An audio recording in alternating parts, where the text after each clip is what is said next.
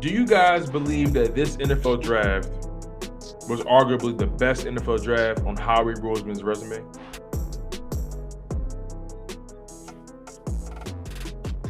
Do you guys believe that Howie Roseman executed the best draft of his career? I know prior to the draft, once the offseason started, we really questioned how and why Howie Roseman got this contract extension. And a lot of us began to really wonder, like, how can someone who has failed time and time again continue to not just keep their job, not just get paid, but be extended without showing results? Now, granted, I will give Howie Roseman this level of respect. Howie Roseman has struggled in drafts prior to last year's draft and this year's draft. He had a very good draft last year, drafting Devonta Smith, Landon Dickerson, Patrick Johnson. Who else did we draft in last year? It was just Kenny Gainwell, Zach McPherson, Jacoby Stevens. He had a fairly decent draft last year. And we saw that, okay, he's trending in the right direction. He was actually able to get production out of his young rookies. Most teams don't really get production out of their rookies so soon. Most rookies aren't really thrown in, especially third-day rookies as well, like Kenny Gainwell, who gave us 5 touchdowns. You think about Landon Dickerson, who was forced to come in because Isaac Samalu got hurt. Landon Dickerson took over at the left guard spot, was damn near flawless.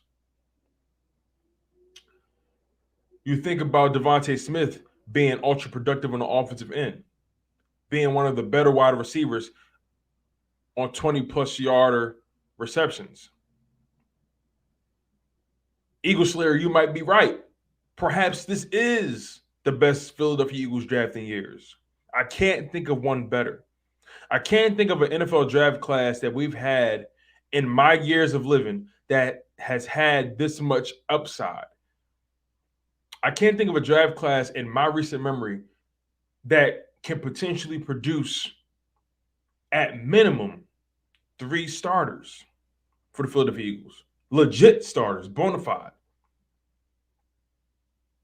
And then I don't remember us being this aggressive on draft day. I just don't. I don't. It's not. It never was in Howie Roseman's DNA. Aggression, taking risk. That was never in Howie Roseman's DNA. Never.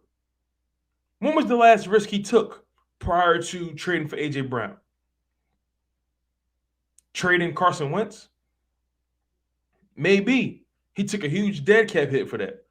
That's the kind of decision that could make or break your career. Granted, I don't think in any other organization he would have been given as long a leash as Jeffrey Lurie has given him. But Howie Roseman redeemed himself. Eddie Webster, thank you for reminding me about Milton Williams out of Louisiana Tech, right? A lot of guys out of that draft class was able to produce. A lot.